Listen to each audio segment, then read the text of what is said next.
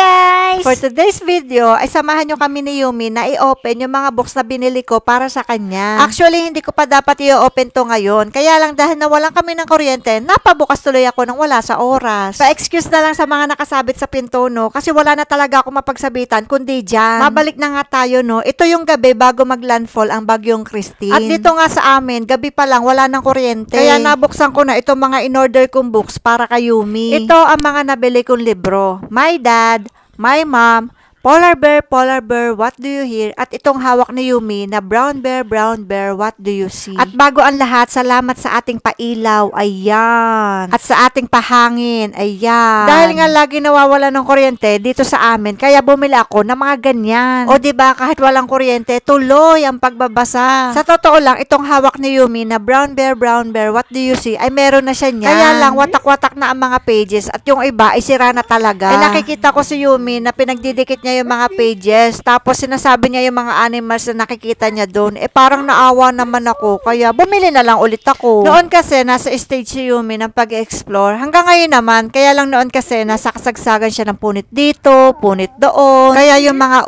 unang libro ko pang binili sa kanya, masakit man sabihin, ay halos wala na. Hindi naman lahat, pero karamihan ay wala na. Ikumpara mo ngayon na nakaka-appreciate na si Yumi ng mga bagay-bagay. At dahil nakikitaan ko si Yumi ng pagkahilig sa libro, kaya bumili na lang ulit ako ng mga libro niya. At hindi naman ako nagkamali kasi yung mga librong binili ko ay ino-open niya at tinitingnan talaga niya. At syempre, dahil hindi naman siya marunong magbasa, ang ginagawa niya, ibinibigay niya sa akin at ako ang pinapabasa niya. Pero alam niyo, nakikinig talaga siya. Kaya ang ginagawa ko para magkaroon kami ng interaction, tinuturo ko yung mga nakadrawing sa books, tapos tatanungin ko siya kung anong tawag doon. Effective naman kasi sumasagot siya. Diba? Tingnan niyo na lang dito sa video, hindi talaga siya bumibitaw sa mga libro. Kaya naiengganyo din akong bumili ng mga libro kasi nakikita ko na nagugustuhan siya ni Yumi. Kahit nga ako natutuwa na din kahit na wala naman akong hilig sa ganyan. Kung may nagtataka pala kung bakit binuksan ko to kung kailan wala kaming kuryente, ay hindi ko rin alam. Actually, kahit ako nagtataka din. Bakit nga ba? Hindi, siguro dahil biglaan ng pagkawala ng kuryente, wala kami magawang magnanay. Medyo maaga pa kasi yan para sa amin ha. Hindi kami makapanood, walang internet, hindi ako maka-cellphone. Although may laruan naman siya, pero wala lang. Gusto ko lang na magbasa kami, kaya siguro nabuksan ko to. Tsaka mas may bonding pag ganito.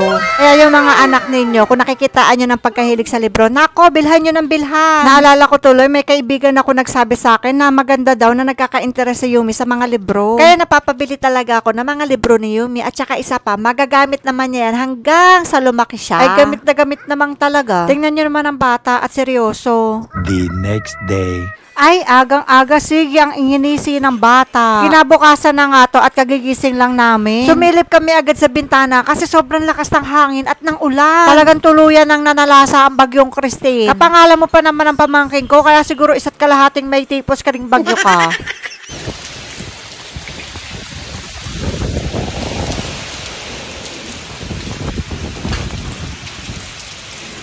Diba, ang lakas ng ulan at ng hangin. Hindi na nga tumigil ang ulan, maghapon magdamag, kaya tuloy nagkakaroon ng baha sa iba't ibang lugar. Sa mga panahon ganito, kailangan talaga lagi tayong handa. Ilabas ang mga kailangan in case of emergency at higit sa lahat magdasal. Mag-ingat tayong lahat at laban lang, kaya yan.